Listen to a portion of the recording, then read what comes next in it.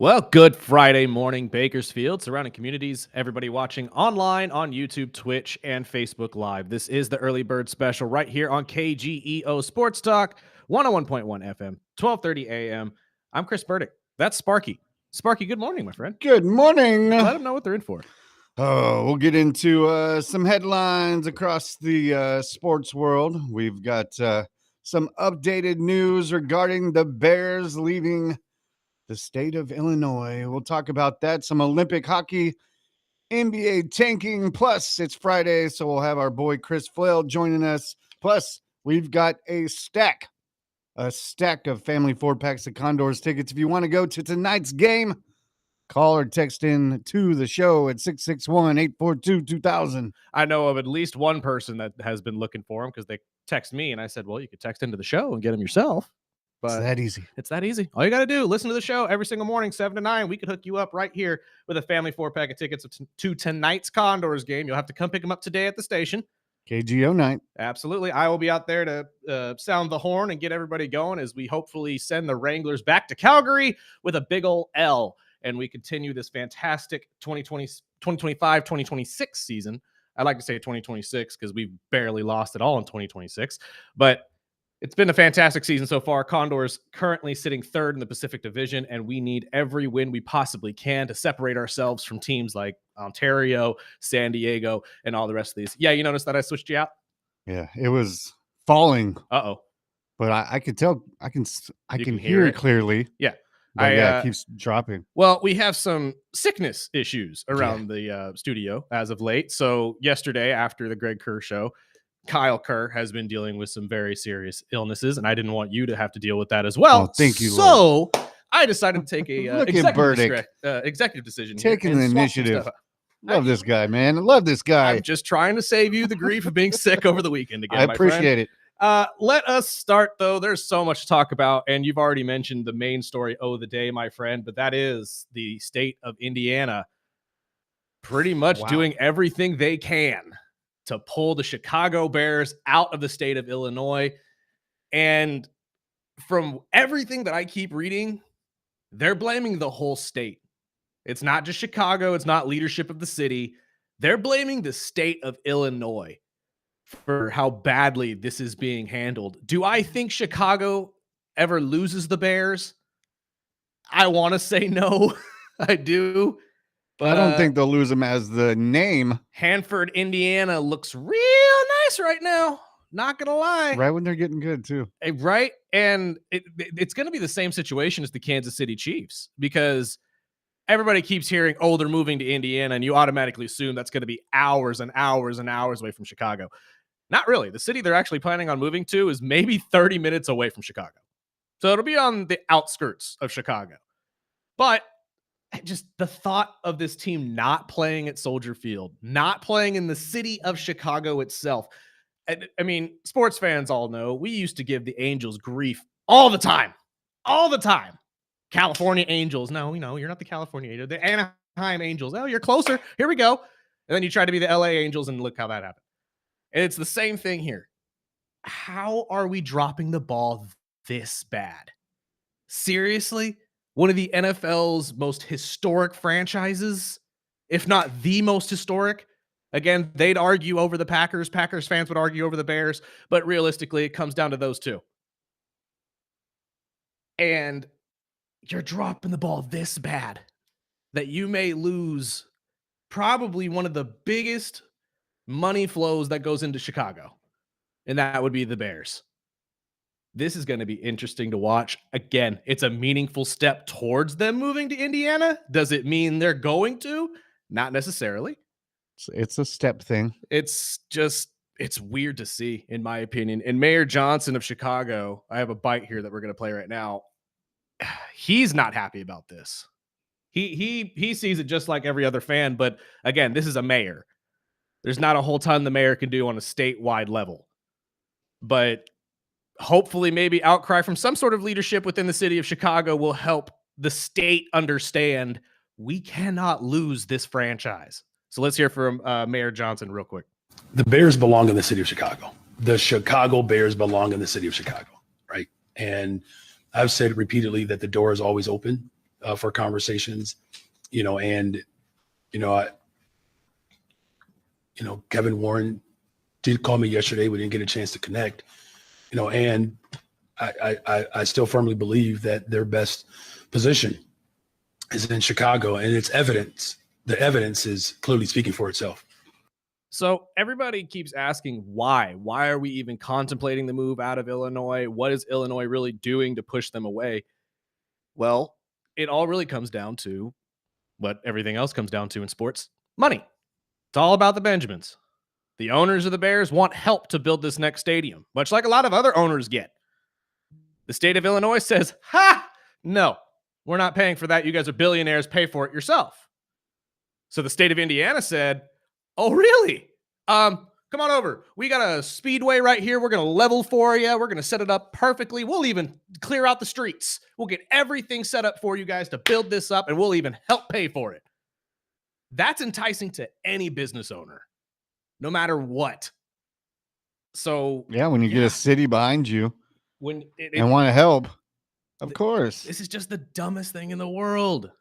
Again, I know Chicago's under a lot of fire right now for political reasons, but let's leave that at the door. This is a sports thing. This is a franchise thing. And again, to see the Chicago Bears anywhere outside of the city of Chicago is going to feel wrong. I don't care how nice this stadium is going to look. And again, yes, it's only 30 minutes outside the city of Chicago. So Chicagoans, you're not going to really be missing out on the games. You're still going to be able to hold your season tickets and go to the games if you wish, but you're going to be crossing state lines. It's just going to be really weird. I mean, overall, my friend, do you think this actually happens? I think so. You think it gets headed that way? I mean, if Chicago doesn't step in and try to help, but it's all like anything and everything else. It's all going to be about the money. Yep. And if Chicago doesn't want to step up and help out with the new stadium, whether it's financially or even, state laws, that can help, whether it's a write-off, whether it's whatever, so taxes. But I can definitely see it happening. And like you had mentioned before, I've read a lot about more of the Chiefs, because the Chiefs are in the same boat. Yep. And they'll probably follow suit. Yep. And the city or the state of Missouri is deciding to do the exact same thing. They're just sitting there saying, nah, we don't want to help you. So what are they going to do? They're going to jump ship. They're going to go right over the state lines to the people that are going to help them. My question is, why do you think they don't want to help?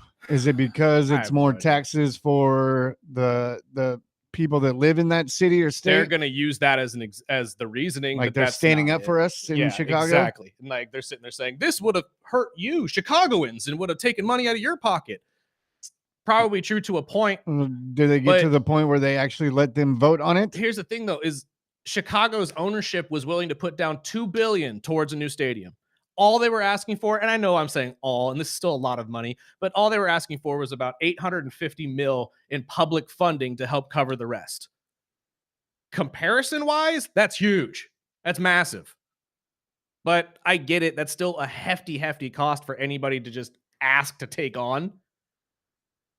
But yeah, I couldn't tell you. I don't know if this is just politicians sitting there trying to play politics and win over their base by saying, we saved you guys from another tax. But you're losing your team. Exactly. And you're losing all of the money that's going to be coming from that team. Because even if they still call themselves the Chicago Bears, you're not getting an inkling of that money. Maybe copyright, but all of the money that comes from the jerseys, the ticket sales, all the concessions, all of that is going to be staying in the state of Indiana. So let's see how. And you think at the bigger stadium, even outside of football, right? The events annually, the ones that are going to happen after football. Are you going to keep Soldier Field alive for concerts? Yes. Like, what's the plan? And you're absolutely right, Spark. Like the amount of money that this would bring, revenue, easily would get you your $850 million back. Easily. Now, would it take a couple years? Sure, but that's business. You're not going to get it all back immediately. Not everybody can be the Dodgers and Shohei Ohtani. And look what the Bears are. I mean, if they're going to continue to build and get with better Ben every Johnson, year. I mean, this is going to be a team that's going to be playing in the playoffs, Carlos maybe Mencia even a Super Bowl. I didn't even see that. Sorry if you guys noticed on the YouTube channel. Carlos Mencia is here to talk to our guy Romeo. No, and you're absolutely right. It just the team is getting better. This is the worst possible time for this to be going down. the more and more I keep trying to wrap my head around it, the more it just seems wrong. I hope you're wrong and this doesn't actually happen and the state of Illinois steps up and stops this. But if we're already at the point where Indiana is setting up, leveling a whole area for you, I'm pretty sure this is a done deal. And at least it's not Gary, it's in Hammond, but it's still just weird to know that the Chicago Bears might not actually be in Chicago in 2027, 2028, whatever year this stadium is going to be built. I know it won't be a year. I shouldn't say 2027, but you get my point. They're Maybe by popping up quick, 2030. though. I mean, it's just going to be so wrong to see. And I don't know. It seems to me like this is politics. This is just the state, or at least the leadership in Illinois saying, no, we're just putting our foot down at the wrong time. But it's also like California with Gavin Newsom and taking on some of these other franchises and big companies and watching them leave. Eventually, you're going to feel it in the pocketbook, my friend. And then it doesn't matter if you saved the people from attacks. All they're going to know is that you're the reason the Chicago Bears are no longer in their city. And it's the same issue state to state. It's like what we talked about earlier with the jock tax. Yep. I mean, if California starts losing these big items, I mean, obviously we were going to have back-to-back Super Bowls. Absolutely. But could it be the last ones? And we've had a lot of commenters on TikTok and Instagram talking about this, and we appreciate all of you for liking and subscribing. But a lot of people are kind of thinking, they're billionaires, they're millionaires, who cares? And to be fair, that is a good point, especially for people like us who don't make the money that they make. But you also have to take into account what this means and how this looks to the NFL. If you can't keep these teams in major cities and major states around the country, we're going to be seeing some radical moves here very, very soon. And I don't know. I'm worried to see what this means for the city of Chicago and how that's going to, make it worse. Because let's be honest, there's a lot of bad in Chicago right now, and losing money is not going to make it easier for anybody. So I hope the leadership in Illinois steps up. Maybe the governor, we hear something from him today, and he says, no. The Bears belong in Chicago. And we figure all this out. We maybe level Soldier Field or whatever they plan to do. This is going to be so weird, man. Sell the Bulls. That's one way to go about it too. Let's take a break, Spark, because we're going to get into the NBA on the other side, because we've been talking about these tanking rules. I still say you came up with the best idea to actually thwart this, and everybody I've thrown that to all agree. But now they've come out with their anti-tanking rules that they're going to be using to thwart all of these teams kind of just throwing seasons away to get top picks. We'll see if this is going to work. I've read some of them, and to be honest with you, they're not going to work. A lot of these aren't going to work, but I'll read off each and every one of them for you guys as well. We'll hear from you, 661-842-2000, or feel free to chime in the comment section down below on YouTube or Twitch. We'll hear all of that, and we will share all of that as well before the end of the show. Chris Flail also will be joining us at 8:30. Don't forget, it is a Flail Friday, so we'll talk about all things wrestling with him as SmackDown is set to go live in Sunset, Florida, if I'm not mistaken, tonight. I could be wrong. Most of the time when I look this up on Google, they're off a little bit. So who knows? We'll talk to him, though, about all things wrestling and sports. We'll be right back after this. This is the Early Bird Special right here on KGEO Sports Talk.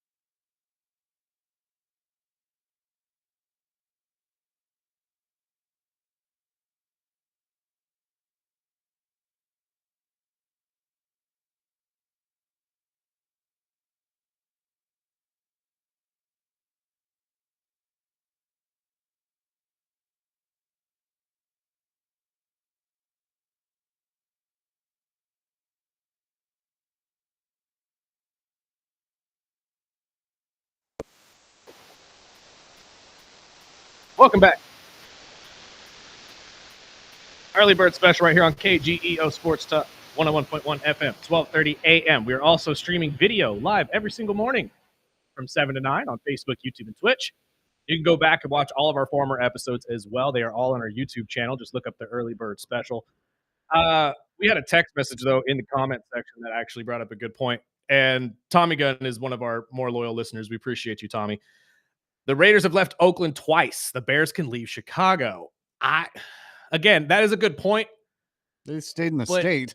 Yeah, and not with Vegas, to be fair. Now, but now Oakland, they haven't. But Oakland, yeah, you're LA, right. Oakland, LA, LA. Oakland. You're absolutely right. They bounce back and forth between California cities. But this one, it just hits different. Okay, I maybe it was because Oakland moved so many times that we were kind of numb to them moving to Vegas. But Chicago, I'm like the Bears leaving Chicago. It's like the Bulls leaving Chicago. Like it doesn't seem Green right. Bay leaving Wisconsin. Exactly. It just doesn't make sense. It at least to me. If you guys feel differently, feel free to chime in 661-842-2000, or you could chime in like Tommy did down below in the comment section. We'll get to all of your guys' comments as quickly as we can. It's a good point. I know there have been historic franchises that have moved, but I don't know, man. It's like you just said, Spark.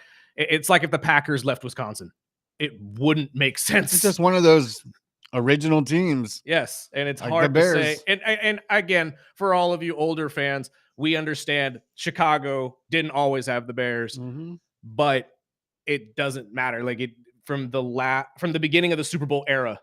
Let's start there. It has always been in Chicago. And we had a listener saying the Dodgers left, and I'm like, okay.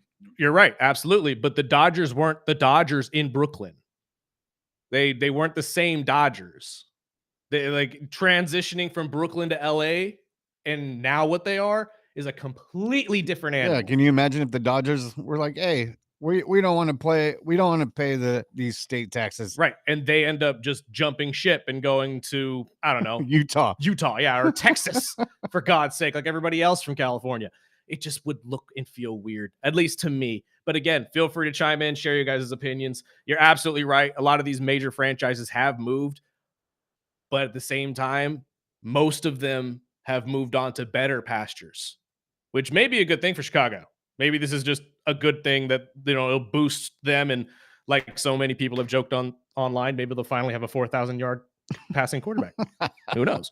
Damn. Let's shift over to the NBA. They have come out with their anti-tanking rules. Now, you heard us the other day talk about this, and honestly, what we believe and what I have heard fans say about tanking, we all kind of agree with Mark Cuban. Sometimes it's good for business.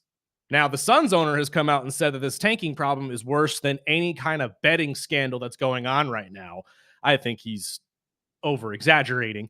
A little bit. To be honest, that's kind of proving my point here, though, from what I was saying the other day. You hear it from the owners all the time, and this is the biggest problem in the NBA. But the fans, not so much. We see the problem being the fact that your players don't kick into high gear until the fourth quarter, or even the All-Star game just being an absolute bore. So there are bigger problems, I think, that the NBA needs to address. But they have come out with anti-tanking rules that they're going to talk about initiating next season. I'll go down the line here, Spark. First round draft picks can be protected only for top 4 to top 14 plus selections. So basically anything from 15 on cannot be pick protected. Lottery odds freeze at the trade deadline or later. We've heard this one before, freezing the lottery odds halfway through the season. I don't necessarily understand that, though. It doesn't do anything. No, because teams, look at the Pacers last year. The Pacers were awful. They won the in-season tournament, but they weren't that great of a team. They had an uphill battle all the way to the finals. So turning off the lottery odds at halfway through the season wouldn't make sense, because what if a team has an absolute collapse halfway through the season? And what does it matter? Because we all know it's rigged. Exactly. And that's the other problem that everybody keeps bringing up as well.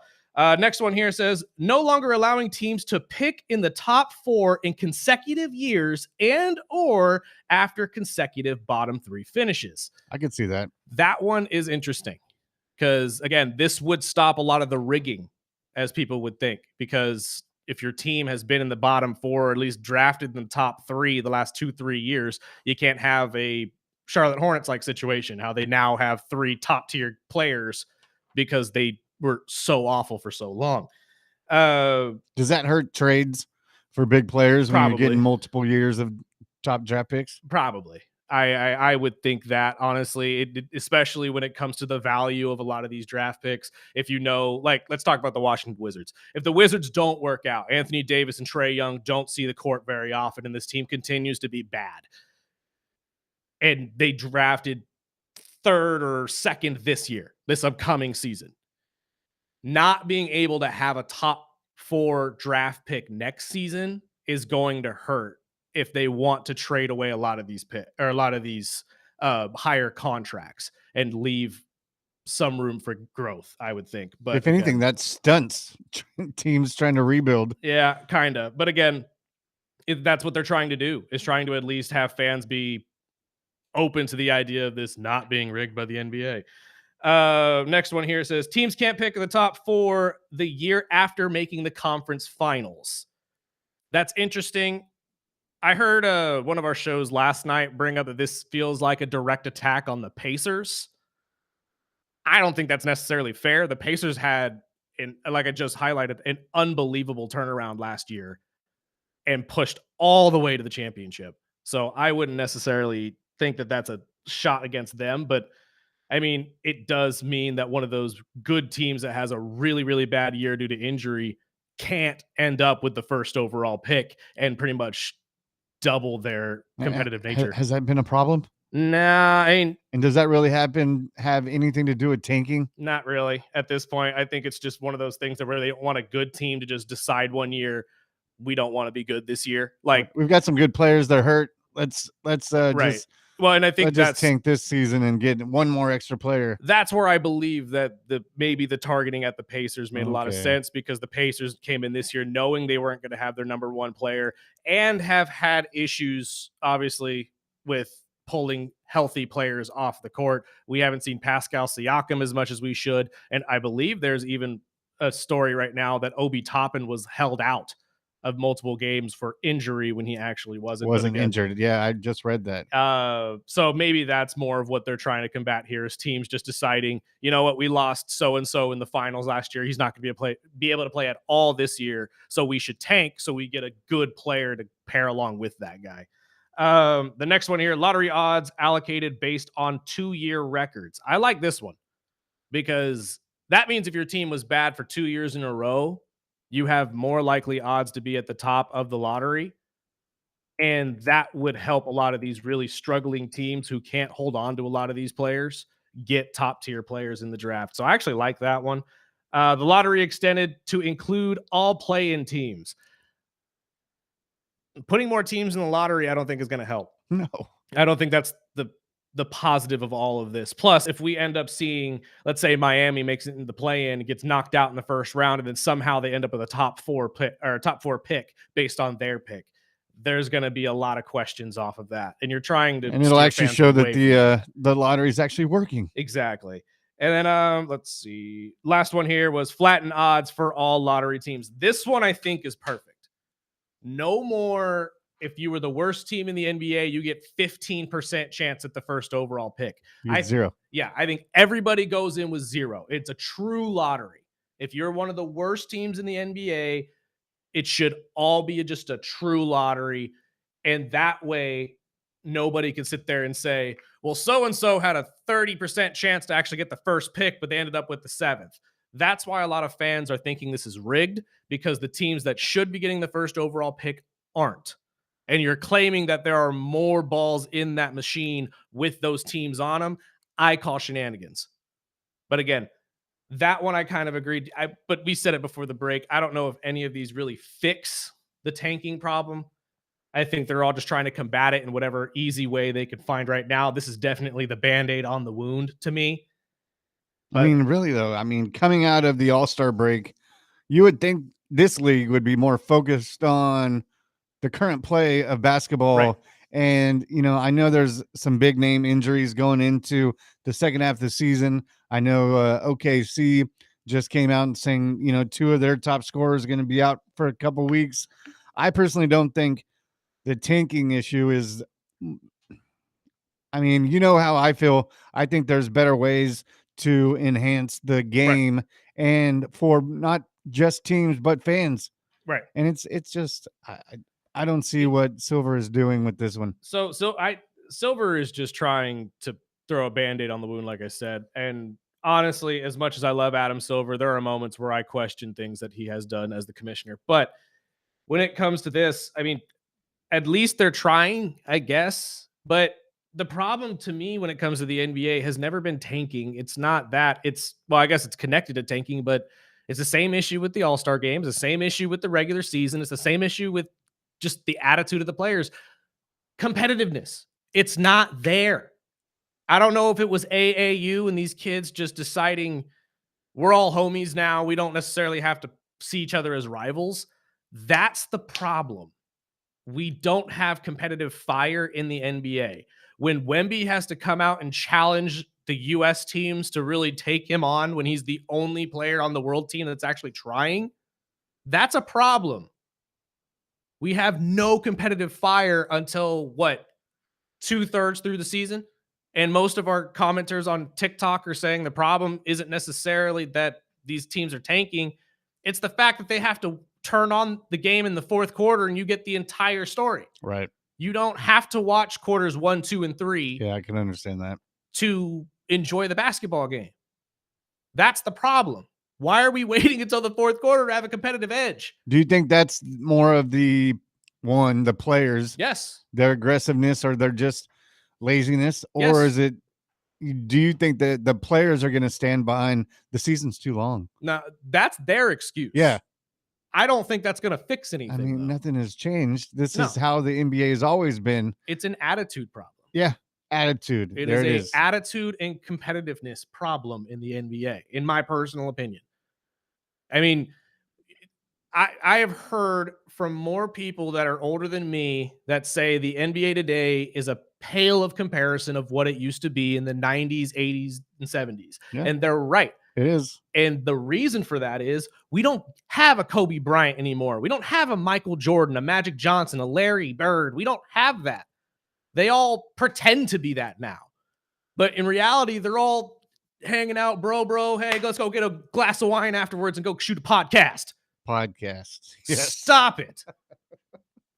Where is the competitive fire? Where's Durant? Give me another burner phone. You know what? And that's the one thing at least I'll give him. That's the most entertaining thing that's happened this season. At least you could see some sort of emotion and fire of basketball-wise from Kevin Durant. And you don't hear Kevin going to the media and just ripping players and all that. He does it in a way that's weird. Don't get me wrong. But at least it shows some sort of competitive nature. Yeah. And I mean, if it wasn't for guys like you were saying, Wemby, and that just kind of reminds me, I think Wemby is going to be the face of the NBA. 100%. He's the only which I'm one. all in for. And you know what? And since we're bringing that up, we might as well go to Stephen A. Smith and his bite, because this is what Stephen A. Smith had to say about why so many players aren't willing to step forward to be the face of the league. But there's a responsibility that comes with everything, and that is what we need to be having this conversation about. These brothers that are hesitant to be the face of the league, clearly all of them want to win. Mm-hmm. Why would you not want to be the face of the league? You know why? Because we live in a very invasive society who's incredibly cruel. And as you got these thumb thugs, that's what I call them, thumb thugs. You understand? They get on their phones or their laptops or their iPads and they want to act like they big and bad, talking smack and shit. Don't got no kind of resume, don't got no kind of resume, don't got no kind of credentials or whatsoever. All they want to do is talk about folks, but they ain't done anything, okay? But there's a responsibility that comes with everything. I love it. I love it. No, what annoys me is that Stephen A. is the biggest proprietor of this, but can go forward and talk smack about everybody else. Course. Look, we can Thumb thugs. I love that. Thugs is great, but at the same time, he's not wrong. But that also shows, in my opinion, the weakness mentally of a lot of these players. I said this a couple days ago when we actually brought this bite up, and I'm glad we actually got a chance to play it.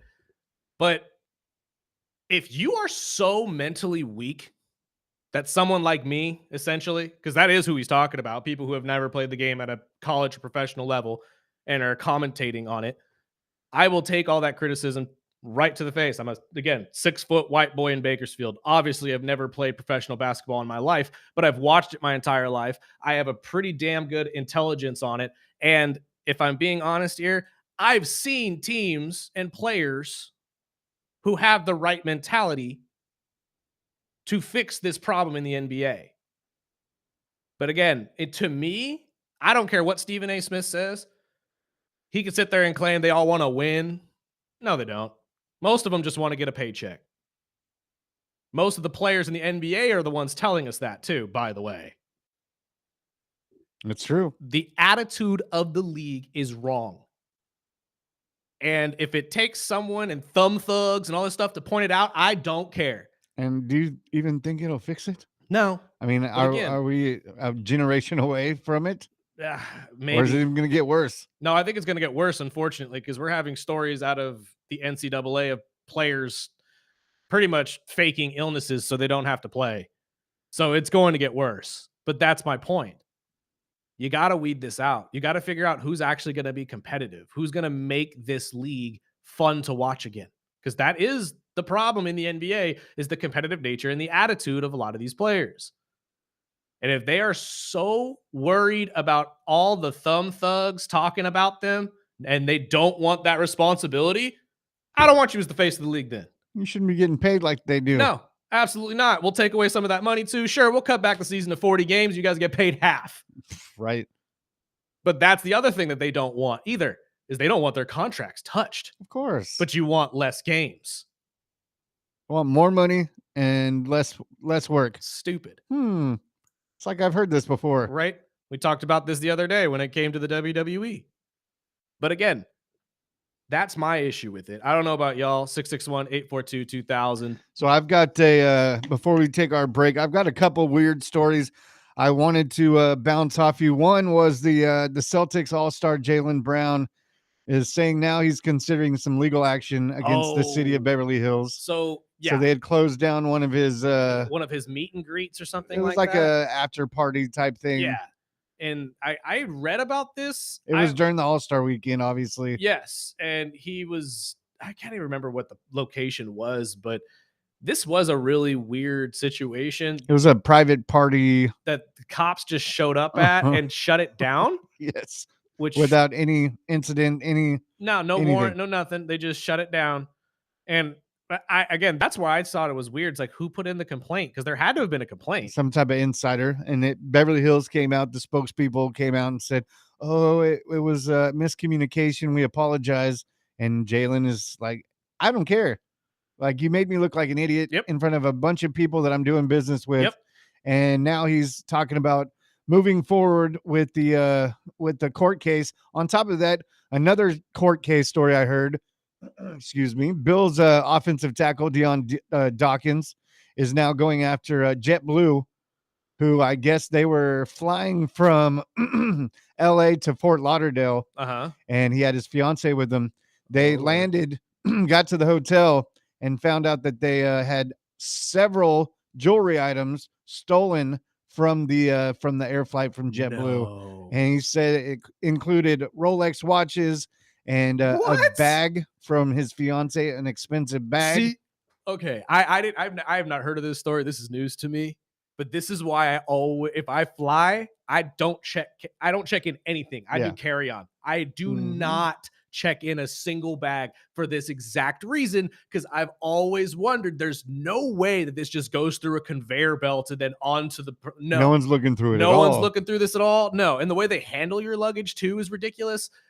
That's crazy. And then the last one, which I figured you'd like because you're the one that brought up the story a couple months ago, but they the Florida Senate unanimously approved the Teddy Bridgewater Act. It is not full quite yet. It still has to go down to the Florida House. Right. And if signed by the governor, then it will change. But this is the K-12 head coaches deal where he got in trouble earlier last year when he was spending money on travel and food for the players he was coaching. Pretty much just taking care of his players So like any coach would. in this Teddy Bridgewater Act, it will help coaches. It will allow head coaches to use up to $15,000 of their own personal money each year to help students, Okay. eat, transportation, and recovery. No, that's fair. That's a good number because obviously that would stop them from being able to like buy cars for these kids. But Of at the course, same yeah. time, if you need to hook this kid up with some food because his parents are tight and they don't have a lot of money right now or anything, that was my biggest issue with it was we're so outwardly critical of athletes when they don't give back to the community, but when somebody tries to do a good thing and just take care of his players and do right by the kids that are playing for him, we have a problem with that. Like, it just didn't sit right with me. So I'm glad to see that Florida's at least taking some initiative here. I think DeSantis will sign that, but maybe there's going to be some sort of change going through. Hopefully that gets done, though. That entire story was so wrong. I thought Teddy was right to do that and just try to help his players. What's wrong with that? Like, all he was doing was buying them Ubers home and getting them dinner. Yeah. Like, my God, is there like. That horrible monster. Apparently when you guys played sports, your coach never took you out for pizza after practice. That shows. Like, Oh, that was the only reason we knew Rusty's. heck yeah. Like, dude, that was some of the best times when you got to go to Rusty's or Pizzaville or wherever the hell or whatever the heck your local pizza joint is, and just sit with your teammates and joke around for a couple hours until your parents came and picked you up. That was awesome. But apparently that's a problem now for people. I don't get it. I just don't. Let's take a break. On the other side, let's get to the U.S. women's hockey team because they pulled off a massive win yesterday. And there's actually a really cool sports family connection that happened yesterday that I don't think a lot of people are aware of. One of the women's ice hockey players has a brother that plays for Iowa State in basketball, and they both had massive clutch games yesterday. So I'll explain that on the other side. This is the Early Bird Special right here on KGEO Sports Talk.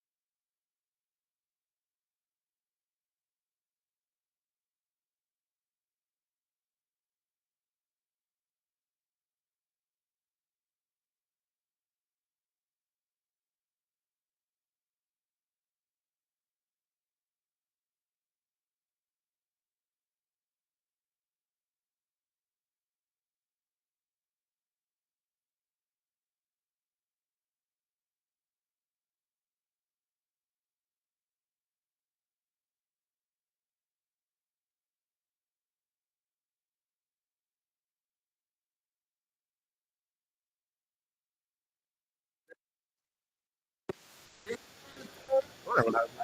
This internet's You know, I've been telling people that lately, and I don't care.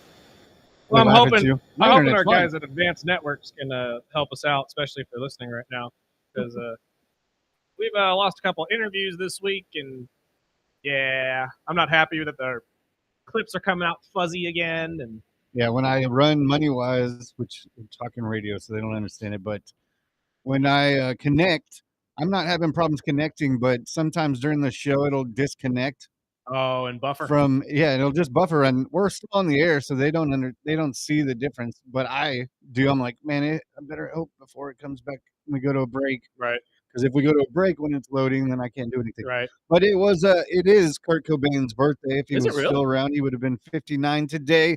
And if you want to go to the Condors game, see our boy Burdick tonight blowing the horn.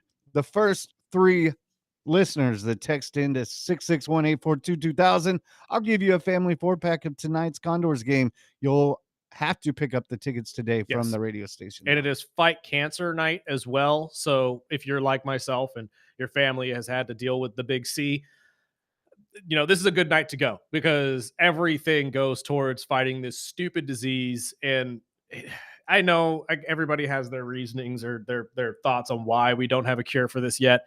I just find it to be absolutely deplorable that we haven't figured out a way to figure this or to fight this thing on a level where more people survive. And it's absolutely ridiculous. But these games, I should say, are what help fund all of the research to go towards that. So hopefully you guys come out tonight and watch the Condors absolutely wreck the Calgary Wranglers as we continue this fantastic 2026 season that the Condors have been on. And I'm telling you, I'm seeing some cups in the future.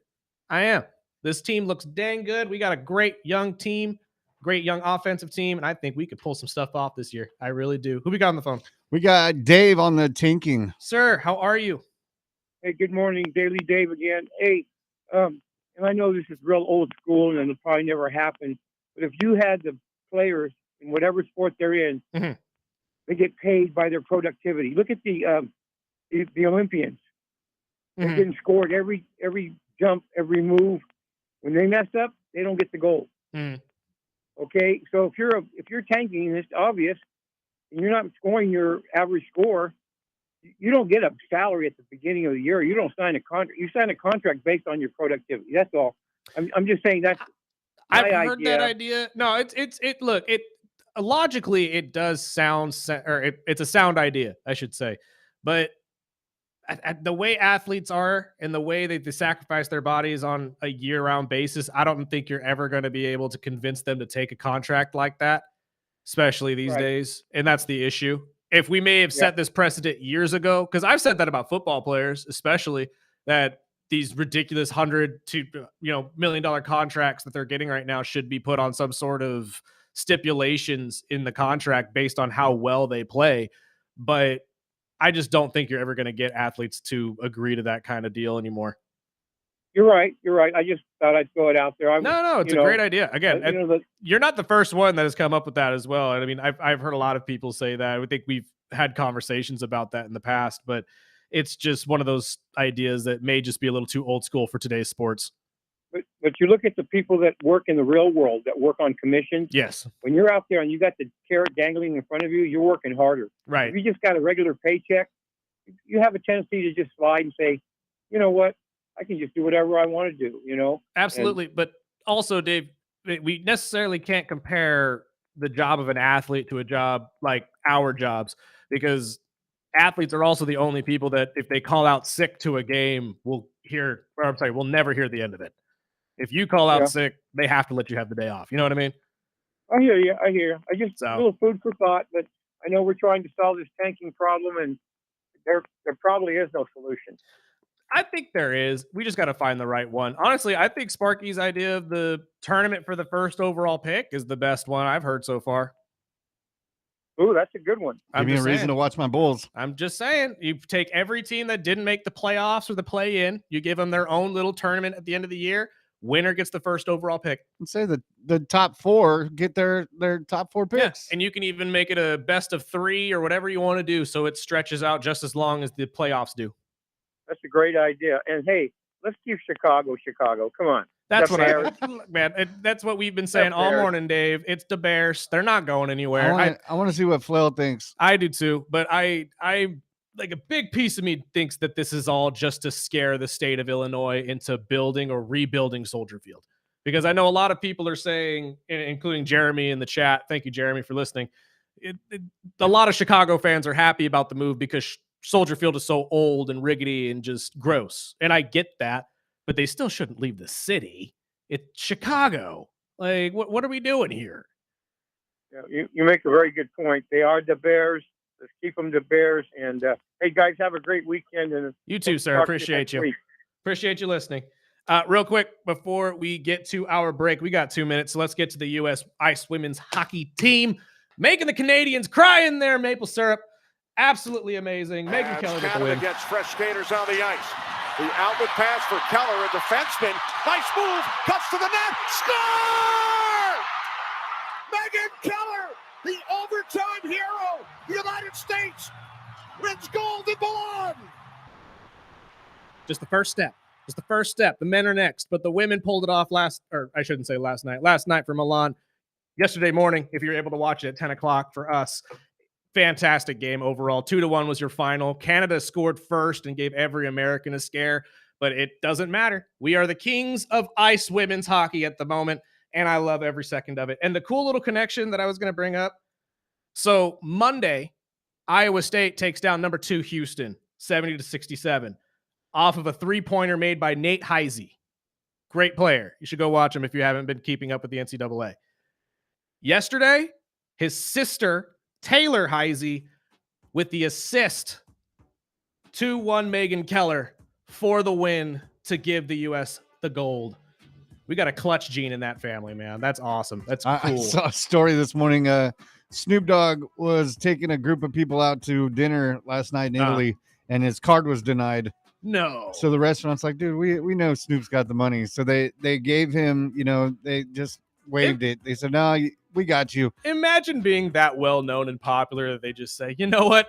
You're good for it. So he came back and gave the owners 5 tickets to a gold medal race. No way. He's like, I got you. That's awesome. God, and see, good things happen to good people who do good deeds. This is what this whole world is about. Just be good to each other. Let's take a break. We got our guy Chris Flail coming in right after this. This is the Early Bird Special right here on KGEO Sports Talk.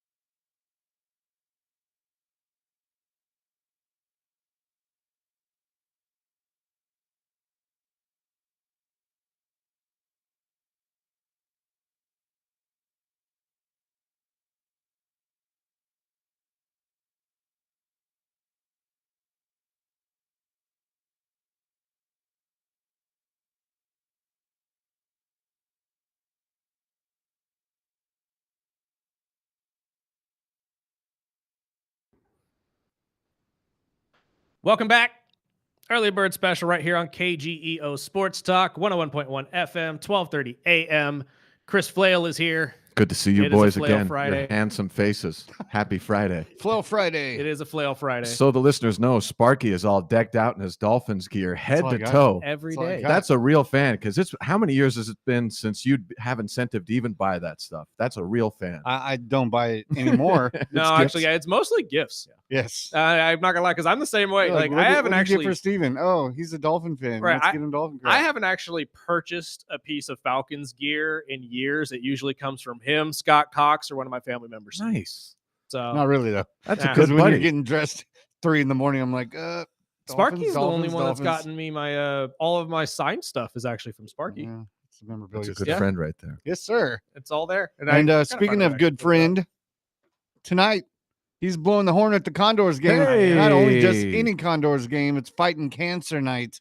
Wow. And the refs aren't going to break that up. No, Come hopefully on. not.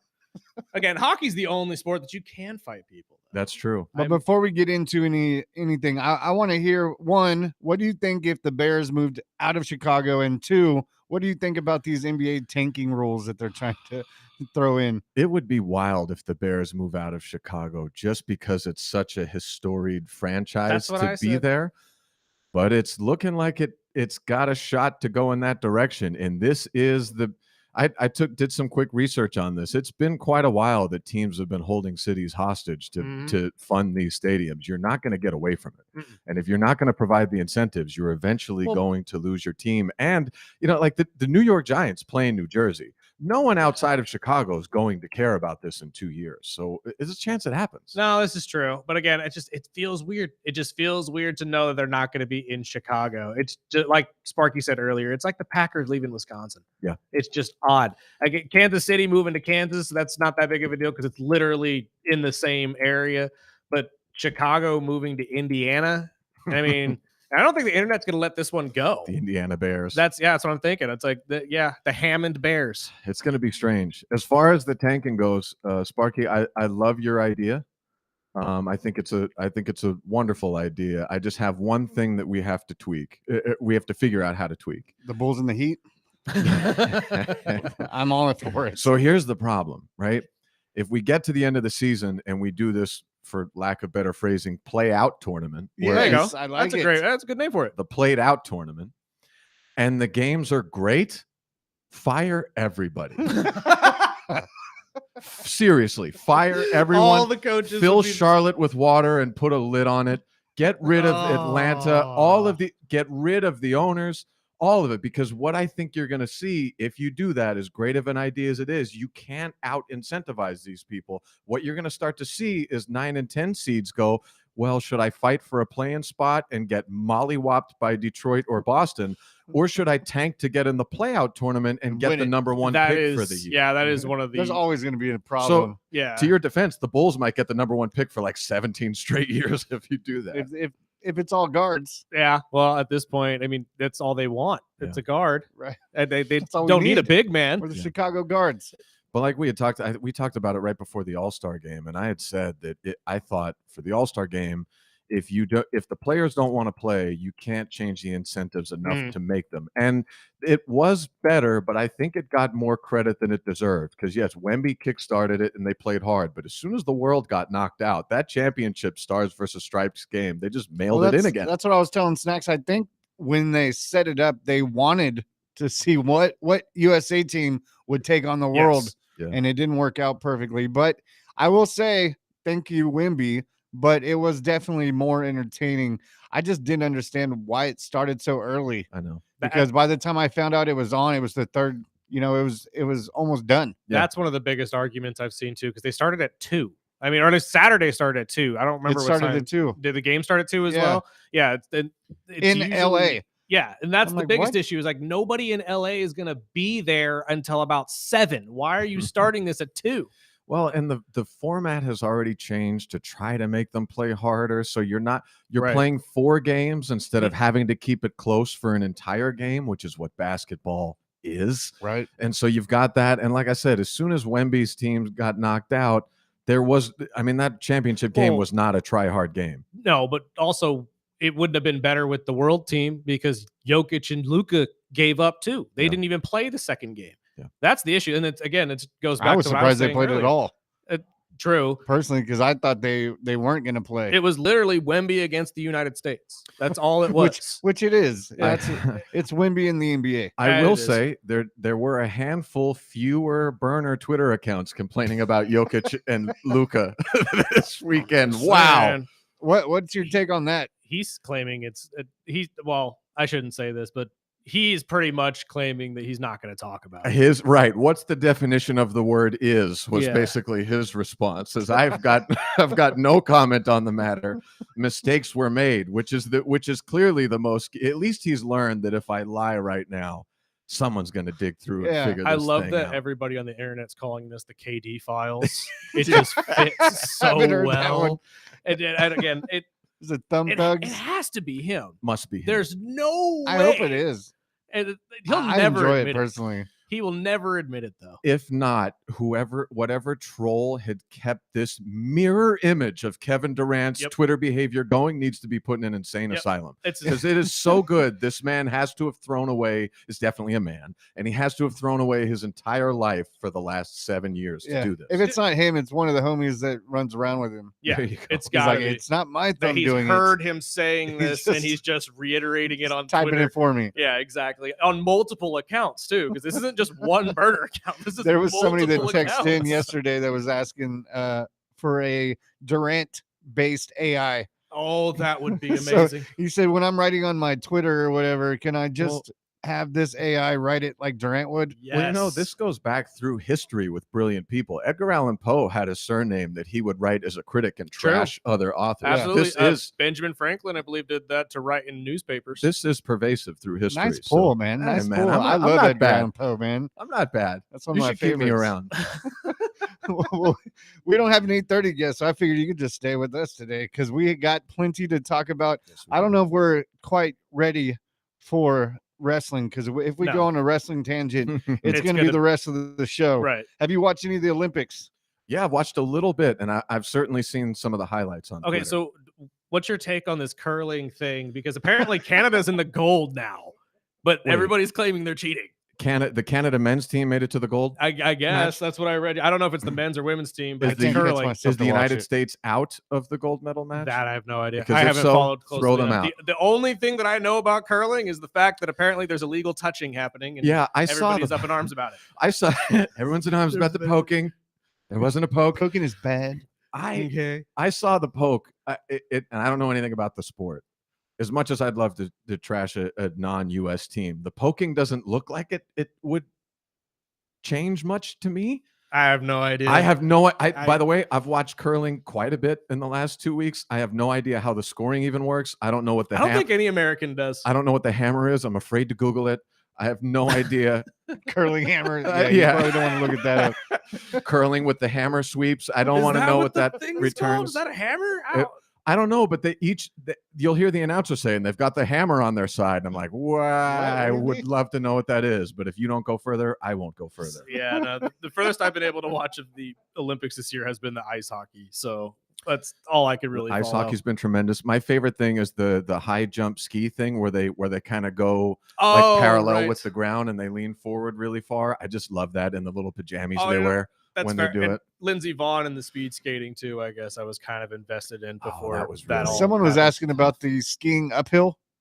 skiing uphill. That's what I They're said. skiing uphill. I said, is that a real thing? He said, yeah, dude, watch it. Yeah. Okay, They're cool. skiing No, uphill. I'll look into that on Peacock this weekend. I got nothing to do. They've got a biathlon where they do cross country skiing and rifle shooting in the same event, which is just hilarious. Like it's just rich, trust fund Why- kids with nothing to do had to have created. Okay, so these. that is something that has been brought up. Why do you think though do you think that that's why everybody doesn't watch the Winter Olympics but is so invested in the summer just because they know these sports are more on the richer side of life? Absolutely. And I don't know anything. I don't know when the Winter Olympics was created or how or what the original events are. But when you look at the Summer Olympics and you look at the basis of it, you know, the bread and butter was track and field, mainly sprinting, Yeah. wrestling. It's all these things that go back to our human nature at the beginning of time. Who's the fastest person in the tribe? Line everybody up, together and see who runs the fastest. And then you get to the Winter Olympics and it's like, hey, grab your buddy and get on one of these sleds, lay on top of each other, and just push down a windy chute that would never exist in real life. What can we do in the cold weather? It's like, it just seems like it was cobbled together almost to antagonize the summer games. Should we just take the best pieces of the Winter Games and throw Make it 'em all cold? together? Yeah, like try to find a way. That would to be shift it cool. over. That would be cool. Blow snow at Usain Bolt and see. Let's see you run fast now. That's it. Let's see how fast you can run at these temperatures. Put the boots on. Just what I've been doing. No, but I mean, like, should we take like ice hockey and throw it into the Summer Olympics and then just be done with the Winter Olympics? That would You know be what I mean? cool. Like, take the best sports out of the summer or out of the Winter Olympics that are actually worth keeping and throw them in the summer and then be done with the Winter Olympics. Either one, but I'd love to see warm sports cold. Like I said, as an East Just Coast flip it. townie, I'd Honestly. seriously love to see you do the hurdles in 20 degrees. Do That it. actually would be hilarious. Yeah. That'd be great. I would enjoy seeing at least the track and field stuff. The uniforms would change. I'll tell you that. Yeah, that's very true. Absolutely. I did want to. I saved this one because I was reading it over the last couple of days, and there's also. I mean, this is if your team's mediocre, you can count Flail out. He's actually has a team that's won a Super Bowl in the last decade. Thank you. But there has been a lot of talks. This is off season, and this is where mediocre teams get the news. Where they're, hey, are they going to get a new quarterback? Are they going to get this? Well, the big headlines in Philly is the AJ Brown. Yep. And in the last 48 hours, there's been a lot of talk that the Patriots are the team that are going hard after AJ Brown. And now he's even accepted it and has been tweeting back and forth with some former Patriot Hall of Famers. What do you think? This is where it ends for me. I've been an AJ Brown defender Yep. the entire season. Let him whine, let him be emotional. It's way better than anything else. But at this point, yeah, I saw him on that podcast with, I think it was Julian Edelman, Wink Gronk. at the Patriots. You gotta go. Got to go now. Yeah, if you think it's cute to tease the idea of getting out, Right. Especially with the Patriots. Yeah. What like, do you?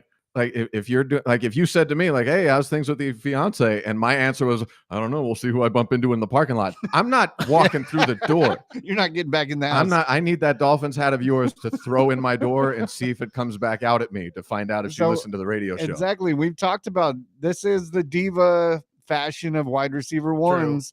And I mean, I had to deal with it. And it's not just Tyreek. I love Cheetah. But the offseason issues was what was worried. I didn't know what I was going to read when I woke up and was getting ready for work. I'm like, please, God, baby Jesus, there's no Tyreek news. Yeah. And 90% of the time it was Always. some drama. Yeah. Is there any wide receiver one that you think would be a better fit in Philly with Jalen and the rest of the That's a good squad? question. I mean, I think they have him. I think Already? Devontae Smith Yeah. is the guy, and I think they've got they had a young nucleus of receivers. I don't know how many they retained at the beginning of the year, but they've got some young talent at the wide receiver position. The team did play well when Devontae Smith was the one. Mm. Right. I would like to see us have a possession receiver, but those aren't terribly hard to find if it doesn't need to be your Right. field stretcher, which is fine. And I've been telling Dolphin fans the same way. I was like, dude, we still have Waddle.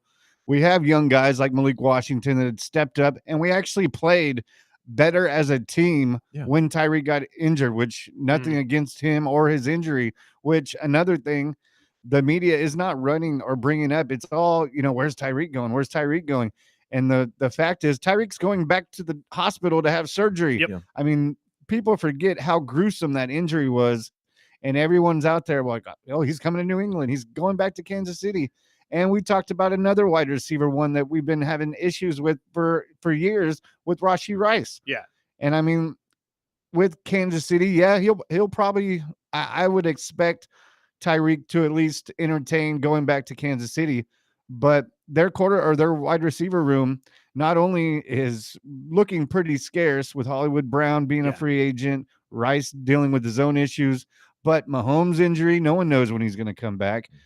I would be surprised if Tyreek is ready by week 1 or even week 10. Oh, he's not going to be ready by week 1. There's no way. If he's getting another surgery on the LCL, it's going to at least be halfway through the season before he's healthy enough to try out for a team, let alone get picked up by one. And I know Vrabel's that gruesome, like he's the big guy. He's like, the player's coach type guy. But do you think a player like AJ Brown is something that Vrabel and him could coincide with as a Honestly, team? it would be interesting to see because it's a little different New England Patriots now. The Patriots Mhm. were always known as the place where a problem player could come and be absorbed by the culture and be taken. And Randy Moss had a couple tough years before he got there, and he had great seasons. They did not win the big one with him, but he had some great years there. But it seems like they're forming a similar culture.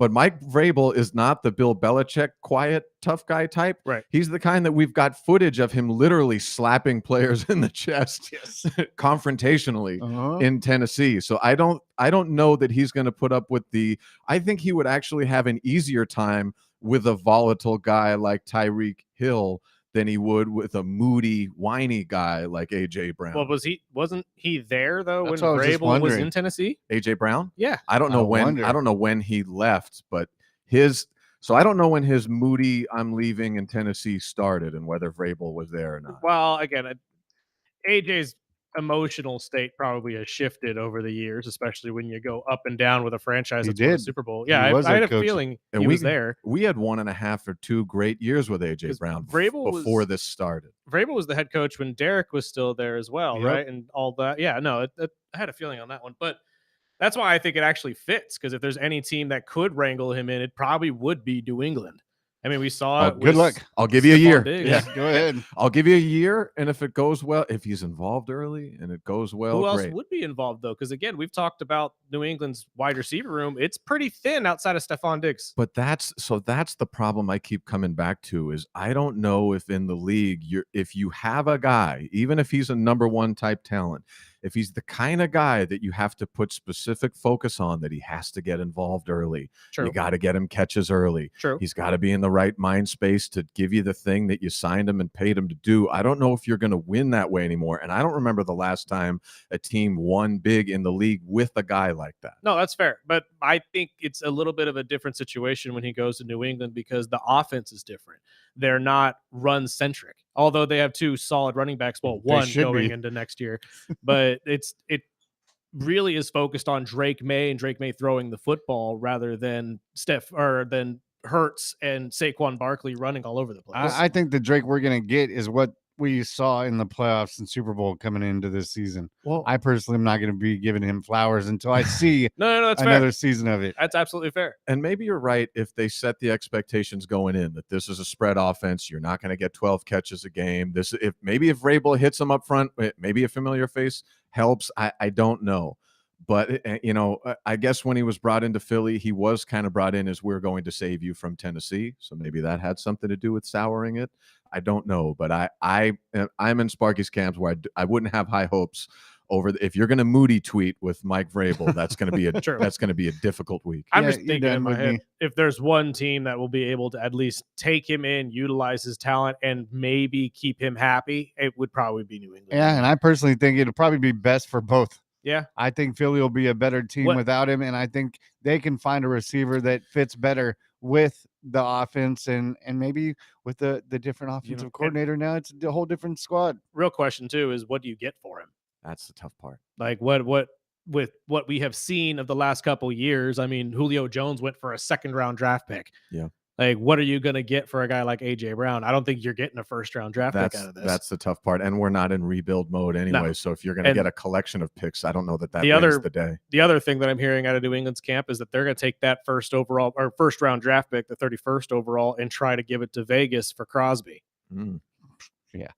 It could happen. Yeah. Well, I've heard that Philly was in the running for Crosby too. So maybe did see that. Maybe you toss in AJ Brown and cobble some things together to make some amalgamation trade. Now you can put him. I know That's my Vegas. NBA brain. I know Raider fans don't want to see that. I don't want to see that. I think he fits perfectly with Vegas, but he just seems really unhappy right now. I could see Crosby in Philly, man. That's scary. He's perfect still in showing Philly. up to the locker room and doing all the things he's supposed to do, but that doesn't mean he really wants to be there anymore. Especially with Jalen Phillips gone, I think it'll be a perfect fit. I Oh, didn't the think city- about that. The city would wrap its arms around him. Yeah, He they would be love him. Perfect for us. He'd probably be governor out there. That's they would exactly love right. him. And we have a promo running right now talking about that Sirianni attitude. I think that's perfect. Yeah. Yeah, But thanks for that. Are by you the way, are you in a hurry? No, I can hang. All right, let's wanna take a take break? our early break and we'll get into our wrestling. Sounds good. Let's take a break. On the other side, we'll get into all that with our guy Chris Flail. This is the Early Bird Special right here on KGEO Sports Talk.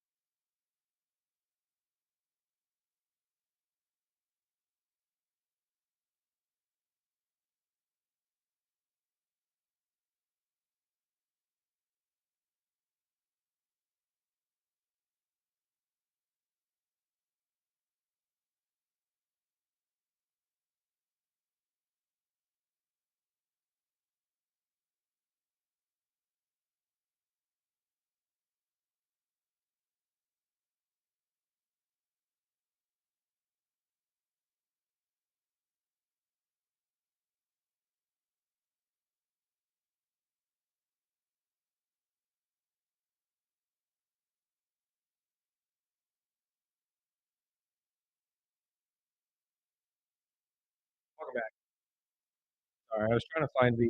We were talking about the end of the year grades for the teams, players. You know, the Dolphins are top 5 I saw that. worst I or saw that best? Atlanta. best. I saw Atlanta was also top 5 this year. We're bringing up how the NFL I know the was trying to Chiefs were the stop worst. that. Really? Yeah, Worst to play for. worst. Wow. They were Because they were Andy saying, Reid eats all the craft services food. they were saying like Well, the the ownership group, I gyms, the know. workouts, the practice Yeah. fields, all of that. It's weird. Like, 'cause I know the ownership group isn't very favored either. They don't really like the family that owns it because they don't treat them well. And the league wants to shut that list going publicly. Right. And that's exactly why we brought this up, because we were talking about that. And it's just kind of ridiculous for the NFL to try to get in the way of that when you guys have how many lists that rank each and every player for how good they are. Like, but they can't do the same thing for It's you. like the AI doing scouting. They're already talking about trying to squeeze another season game out of the players too, and they don't want any information about the conditions. That's a tough sell. It is. It's all about protecting the shield again, but it's just dumb. Like, it's just a fun list to know, like, who's being treated well, at least. And for fans of those teams, at least, you know, okay, well, my team's not, doing it wrong. Yeah. We're at least treating these guys right, so they want to play football for you. I mean, before we get into tonight's SmackDown live from, I believe, Sunrise, Florida, or something. That's what like I read. that. I'm not 100% sure though. We had Raw this week. Anything? I mean, we talked about last year. It was like Raw was the number one and SmackDown was trailing it. It seems like it's flipped Yeah. recently. It seems to have flipped. It seems like the exciting writing is coming out of SmackDown. I'm trying to remember what even happened on this Raw. Do you have it pulled up by chance? I was just thinking about this. Like, it washes away from me in the coming days. I know I complained a lot about the stories that are going a bit too long. I personally think what these promos with Becky and AJ are just drawing. I know. Just- and as much as I love AJ, she just does not have it on the mic. And Becky, I mean, they're just screwing up her character, which is I'm not a fan of. Well, When she was going like this and not swinging, I'm like, just hit know. her, just punch her. I think that's the whole point, though, because I kind of saw this coming from the start of her turn, is that she's kind of going the route of Kevin Owens and his idea of what a Yes. heel is, which is the exact opposite of who that person actually is. So if you follow WWE at all, Kevin Owens, before he got hurt, was going down this heel run where he was just a despicable wrestler, going out to hurt people, doing the exact opposite of what Kevin Owens traditionally does. And I think that's what Becky is doing right now as well. She saw that and said, you know what, that's probably the best way for me to catch heat, is to be the exact opposite of what I am as a face. And a friend of mine told me, with AJ talking about wanting to wrestle all these other wrestlers, that it's a perfect setup that she's probably going to pull the title from Becky and then they'll run all these matches for AJ, which I hope she doesn't lose the title. But if it means AJ and her are separated and AJ can go on her own little way, well, I'm all for it. It does seem that she's foreshadowing losing the belt, because you're right. I think she is taking one for the team to steer the character in this direction. But she really elevated that title by being the cool heel that we all know and love. I'm looking at the results right now, and I do remember a couple of things. One thing I had liked very much, Elimination Chamber qualifier, Javon Evans winning that thing. That was the best thing. I think that's a great move. I'm very happy that we're moving away from letting Gunther win everything. Yeah. I was happy with and it. I love getting that kid. a built rivalry now between him and Dragon Lee is going to be interesting, because I feel like Dragon Lee is one of those guys that kind of got forgotten about when the John Cena retirement tour really kicked off, and they had to really put a lot of these mid-carders on the back burner for a while to showcase what they were going to do for John.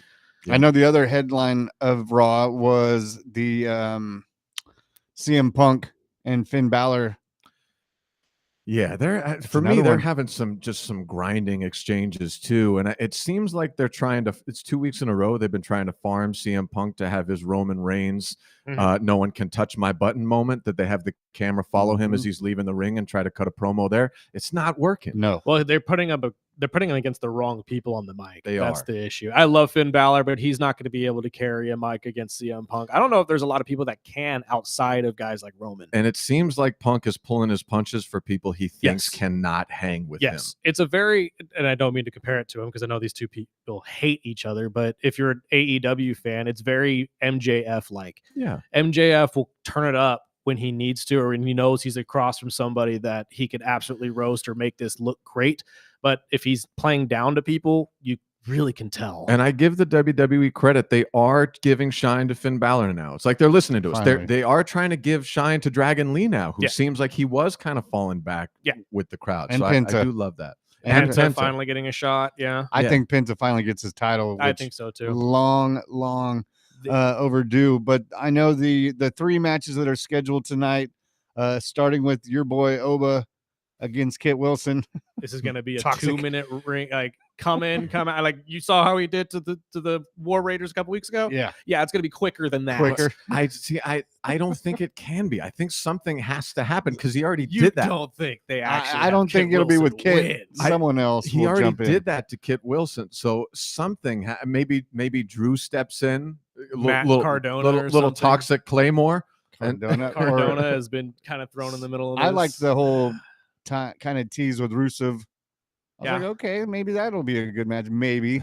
I just want to know, can we finally put this boy on a show? Because we're not getting him at Elimination Chamber solely because he hasn't picked a show, or they haven't picked a show for him yet. Yes. And that's unfortunate over him. Because the Elimination Chamber would have been the perfect time to showcase how good this dude could be. It's almost like they're gun shy of, like, at this point they feel like they've missed a couple marks and they're like, this guy is so good. Yes. He's got so much heat. Let's just wait. Let's not mess this up. I think they noticed it. And I think we got the call up so quickly because of the glowing review from Cody. So I was listening to Cody Rhodes' latest episode of his podcast, the What Do You Want to Talk About? He had Rey Mysterio on. And I don't know exactly how far back this was, but you could tell it's a little bit further back than we think. And he brings up a televised match that he had with a certain young talent. He didn't directly name him, but he did say that immediately when he went backstage said, this kid, get him up here now. Like, he gave him a glowing review. And the only one that I can honestly see him being or talking about in that way would be Obafemi. And I have to say, not to gush too much about my boyfriend once again, but this is all thanks to John Cena. His retirement event, he wanted to showcase all these, and this is where all these guys got their heat. This is the Obafemi. This is the Sol Ruka. This is the Javon Evans. This is it. If Oba didn't come out and have the traditional Oba chants that he usually gets in NXT, we probably don't see him. You're absolutely right. But yeah, no, if it wasn't for John just saying, no, this last one's going to be showcasing everybody. Those guys are all household names. And like immediately. Oba's going to blow up. Oh, he's going to be huge when they finally put him against guys like Brock, like we've been all asking for. And I don't know if I didn't tease any of this, but I'm not sure. But what is going on with him and Brady? Who's that? Oba.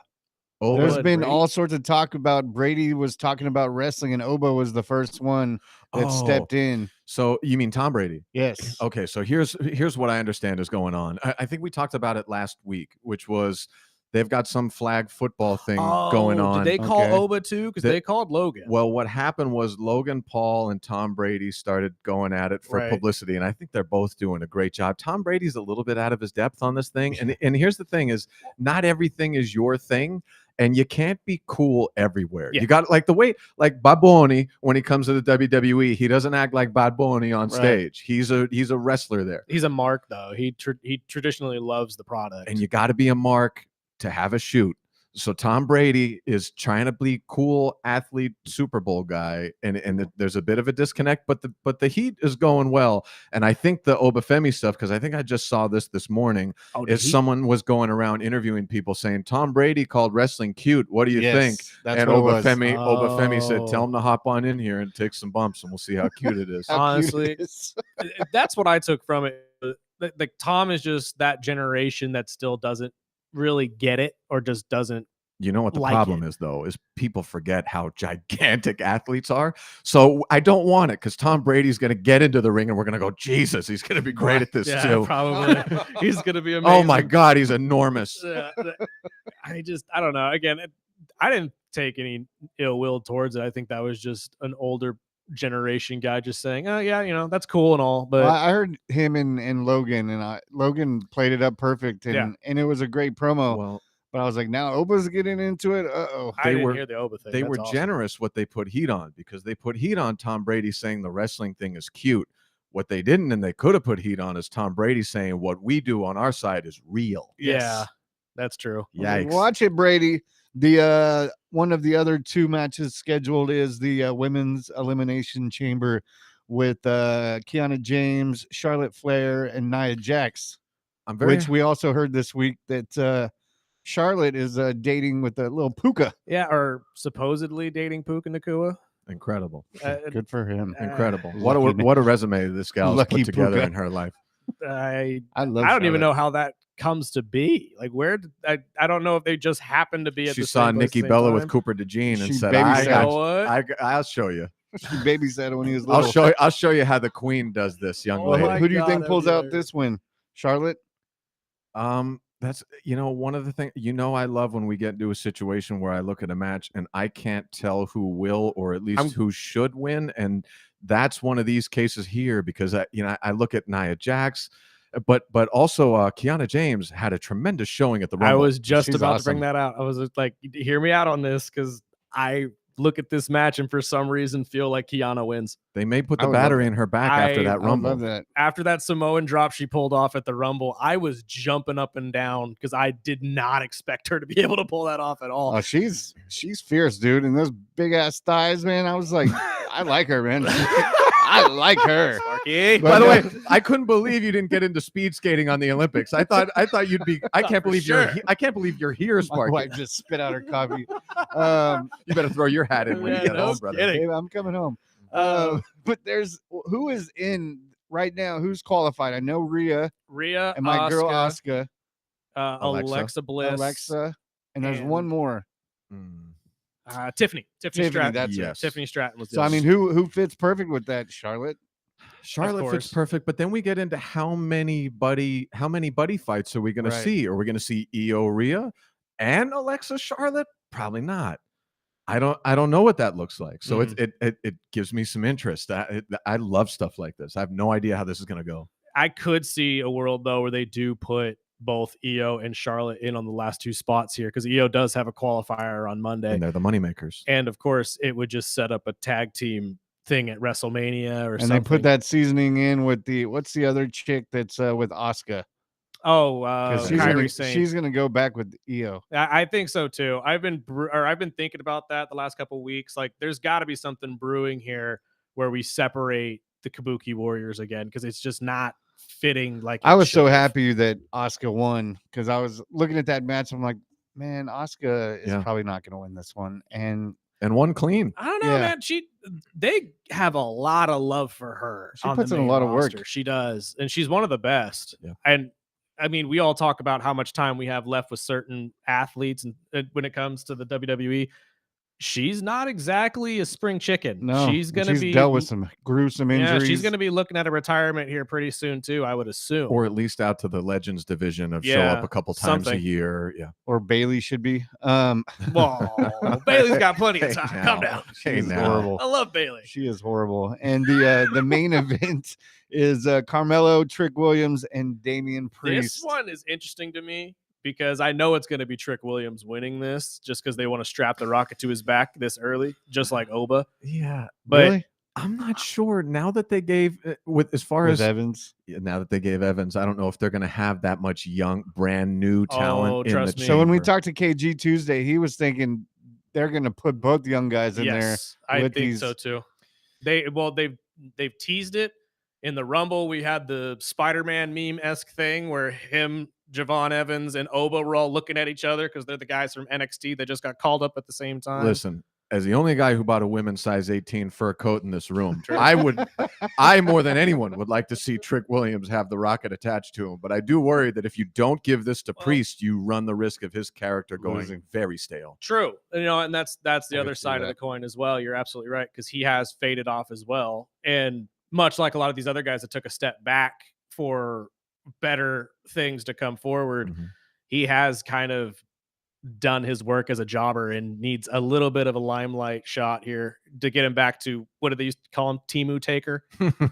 That was the nice one they Yeah, called him. that's what the nice one they called him. I like that. They called him a different one, but we'll go up for the radio's purposes. We'll call him I don't know, though. Timu Taker. The other thing, because that is interesting to me if he gets the spot, because you could also set up the rivalry that a lot of us NXT fans have been waiting for again, which is Trick and Mello, because they have a very long history together. If you watch this show, you know me and KG have brought it up multiple times that there was a one point down there in NXT where Trick and Mello were essentially Shawn Michaels and Diesel. And when Shawn Michaels left to go to the main roster, Diesel took over and was bigger than Shawn ever was, essentially, in this case. Dynamite. But they've also been foreshadowing a little Trick Sammy rivalry. So maybe we see a little interference, or maybe Sammy goes a little bad tonight. Who knows? I hate Does Sammy. he need that? Because I kind of agree. This whole underdog story that he's gonna do it. I'm like, no, you're not. Yeah. No, you're not. By the way, you did it. We gave you, what did we give him? The U.S. belt a couple weeks ago? Yeah, A couple months ago? But he wants the big belt. And I I know. get why he wants the big belt. Well, they but all I know, do, but just he- Seinfeld style. This is the dinner, whether it's lunch or, This is or a what you snack. get. This is, I promised a dinner. This is the dinner. We gave you the U.S. championship. That was your belt, brother. And speaking of, stories that are running dry, the other guy that Priest just beat up in the ambulance match, is that not Aleister just Black? dying off? Well, he again, they just turned him into Karrion Kross, And he's not as good on the no, mic. and he wasn't that guy. He's a tremendous in-ring performer. Yes. And they just buried his character for spite at Karrion Kross. Yes.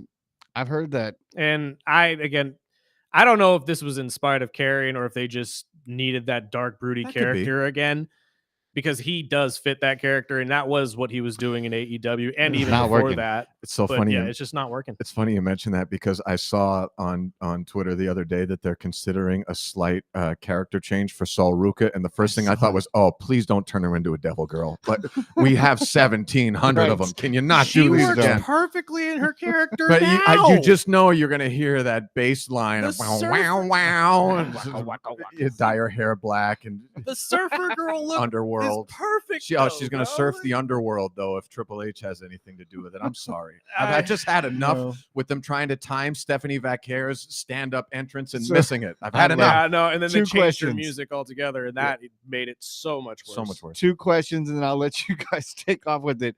But one was, you just saw it, Stephanie Vaquer making Liv cry. We watched the English version. I was like, what?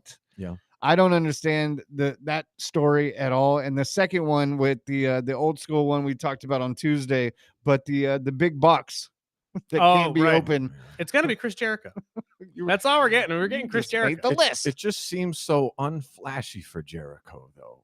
Like a box, and it didn't even have flashy lettering on it. See, but I think it's more just it's the old school way to bring somebody back. You know what I mean? Like this is something I that hope you're right. they're going back in time to kind of like tease people with, because we haven't seen something like this in a while. So if it's not Jericho, what's plan B? What was the other option? God, I hope it's a women's legend. I really do, because they need it in the worst way right now. Like who? Beth Phoenix, Mickey James, anybody. I don't care. But I can't wrap my mind around what's the point of the Soraya? box. Like, why the box? Right. Is there something in that we're missing, that the box has some symbolism to someone's If character? this ends up being just a random wrestler that they're debuting on that day, this is going to Or be the one of video biggest game. It letdown. just Or can't- or a statue It's for the some- video game. something for the video game. It just makes me think it can't be Jericho, because it's just so small. Well, Like, the other one that break I'm the worried about- box down. Is this yes. It's stupid. Break Is it the this walls. year? Exactly. Is this your Triple H's inductee? No, I think they did that already. They did that. Okay. They'll probably do it again. Maybe to it be has honest with something to do with the WrestleMania Hall of Maybe. Fame this year. I don't know. That's a good point. Maybe it is. It's one of the inductees that they're. But when going you to come said that out. on Tuesday about the video game, I was like, it's probably the video game. Well, that's the internet fun rumor that's going around, is that this is going to be some stupid like statue of Triple H, say, for the video game, that if you pre-order the game now, this is the statue you'll get too. It's like, it's so dumb. I But wonder if they put these things out and float them just to see what kind of heat they get, and if it gets a whole lot of buzz, they go, "All right, I guess we got to make this something." Yeah, and again, I just think it's Jericho. It just makes sense to be Jericho. I swear, though, if this is another just I shouldn't say another, if they just bring out Royce Keys again. And I'm still disappointed that once again we got him at the Rumble. He's this week's interview on Stephanie McMahon's podcast. Yet we have yet to see him at all in any show at like through any of the products that we have in the WWE. I don't get it. He pops out of the box with his birth certificate to show you that he's actually the age that he said he was the whole time. Real quick on the Stephanie thing, the initial of it, when I saw the camera shots, Lexi and I were, and Lexi said it immediately. She's like, "Oh, cool! They filmed this like a novella. Yeah, so this is gonna be interesting." But then you're right, the whole thing just fell flat, and Liv, like the whole premise that she could say something that would make Liv Morgan cry. And so Liv was like this, going up with her return, and then just breaking character and crying. I was like, what happened? The week before, when they had the promos in the ring, and Liv ending it with the Spanish very insulting word to Stephanie Vaquer was great. And now she's this little damsel that needs protection. Crybaby. You just brought something up though that kind of makes sense to me though. Is they shot it like a novella. Mm-hmm. What happens in novellas? Random crying for no reason. Well, Dom's going to have a baby with Liv's sister or something like that if they're going to follow he's going with Vaquer. The cheating has always been in Dom's back pocket, so God only knows who that could be with right now. It could be Roxanne. I've read a lot that Stephanie. they're going to team them up. But for novella's sake, at least for the very few that I've watched, that was way too much crying for way too little drama. Right. Usually, I mean, well, that's something big should have happened. That's what I said. It's like, that's what bugged me is if you are going to pump up that, oh, hey, you could go listen to the English translated version right now on our YouTube page. And then you go listen to that version. And that's all nothing was said. Like it was just talking about, like Sparky brought up earlier this week, is Stephanie just talking about her upbringing, saying like, I've worked my ass off to get here. I'm not letting somebody like you walk up and take this belt from me, which literally everybody has said before. But by the way, for all their faults, I will say shout out to the WWE for even offering that, because for the months and billions of dollars, never occurred to the NFL to do that with the Super Bowl halftime show. Nah, not even once. Guys. Not even once. So if anyone was going to turn, do you think it's going to be Raquel or Dom to go with Stephanie? Because I saw a lot. Okay, maybe they want to team up Dom with Stephanie for AAA. I don't know why I like the idea of Raquel and Roxanne joining That'd Stephanie. be dope too. Wow, that would be interesting. I don't know why, but just the thought of that really fits for me. With Roxanne out with an injury, that's why I was wondering why she's gone. She had a procedure done, I guess. She had something on her back that she had to have removed. They said she'll be back here within a couple weeks. So does everyone just leave Dominic Mysterio? Finn and JD's giant head. I think JD's the only one that stays. I think it's him and JD. I think they kick everyone out and keep Judgment Day going as like this version, the WWE's version of the Bullet Club. Oh, interesting. Man, he's dying for that Bullet Club. I need it. He's been dying. Look, AJ's already talking about coming back. We have the opportunity here. It's just within our grasp. Can I say one thing about what I think is the most fascinating WWE story right now? And I don't even know how to feel about it. Do we have a quick second? A couple minutes. The dueling El Grande Americanos, where there is no character change from one side of the border to the other. They act exactly the same. They're exactly the same in character, but depending on what show you're on, one is the hero and one is the villain. Right. Show to show. And I don't know if it makes me sad or happy. I don't even know what to do with it. I think that's on purpose, though, because it's really showing which side of the coin each side of these shows are on. Because AAA, they all love Ludwig, and they want Ludwig to continue. In Texas, they hate him. I thought we all loved Kaiser. I thought that's where we were on this. Texas did not. No. America hates him. That's the thing. America hates this, but Mexico loves it. But on the opposite side of this, America loves Gable, but AAA doesn't really care for Gable. I think we got a pop or two for Kaiser a little bit back, but as soon as Gable allegedly came back and also miraculously gained about 22 pounds of muscle. Yes, he is. Man. I hope I get hurt like he gets hurt someday. He's an Olympian. Not anymore. He's out of WADA now, clearly. Yeah, no, that's absolutely. Randy Orton did the same thing too. Masked Man. Oh yeah, the Masked Man situation. It seems a lot clearer now. With the blue eyes, they were saying, "Oh, it's sold now." If it's not Bad Bunny Stop doing this. I hope so. Stop doing this. I would love to have Bad Bunny back for another match. That Man. would be so much fun. The guy doesn't look like he's in the greatest shape though, and Bad Bunny's in decent shape. I don't know. I honestly don't know who it can be. I'm so tired of masked men. Yes. Yes. Put him in a lucha I mask or thought we don't. broke it. I thought we found out who it was pretty much. And I think it's sooner or later it's going to get ripped with the mask ripped off. And I think the same thing with El Grande. I think Gable's mask is going to get taken off and they can go back to Gable. You think they do it in AAA? They unmask Gable. That's what I hope. That would be the best way. The traditional way too, because it's in Mexico and they have the mask for mask matches. Well, and I guess it's a matter of what they want too. Because like for Kaiser, it's like what do you want? Do you want to try to be a star as Kaiser, or do you want to be the biggest lucha hero? I think in the world. Has found his need. I think he's found his gimmick. They've given him a faction too. I hope so. Oh, he was on his way out. He was. If it wasn't for this, I mean, and I don't think killing they it now. expected it to stick. Well, yeah, I don't think they expected it to go this well at all. I hope so. I got a custom lucha mask just because of this whole run. I've got an Oscar one. Dude, that's right. We still need to hang that up somewhere. I forgot about that. We got to figure out somewhere. I was hoping when I ordered it, it was an actual mask, but even when she wears it, it's not a mask. No, it's like more of a comes with the hair and masquerade everything. thing. But yeah, one of the guys who's involved in that rodeo wrestling that you guys do also makes custom lucha masks and made me this tremendous Don Gallo mask. Nice. Did he really? He really did. It's gorgeous. Nice. I'll bring it in next time I'm here. Absolutely, please do. I'd So love is to see it? that. So is the masked man Grayson? Probably. It would make all the sense in the world. And to man, be we honest. really two missing mid Seth. Carters just pouting at each other with. See again, when Seth comes back, he's going to have a group that's going to be able to rival the one that's across from him. So Grayson only makes sense because of the connection with Austin. Maybe he grabs Royce Keys too, just to have his own big brooder. Like I was Bronson hoping it was Reed. going to be Kevin Owens. Kevin Owens would be great With to have Seth would back. be so awesome. I don't know how. I don't know how his injury is really healing right now, though, because from last I've heard about people like Kevin Owens and Piper Niven and all these people that have been gone long term, it might be career ending. I know Piper's done. Yeah, Piper I hear is done. Or Have something to do with that box. He's understated hero. Yeah. like that. No, actually didn't even consider that. Maybe you're right. Well, and Jericho and Owens coming back on the same day would be actually man. really cool. And I'm in a better friend. Nah.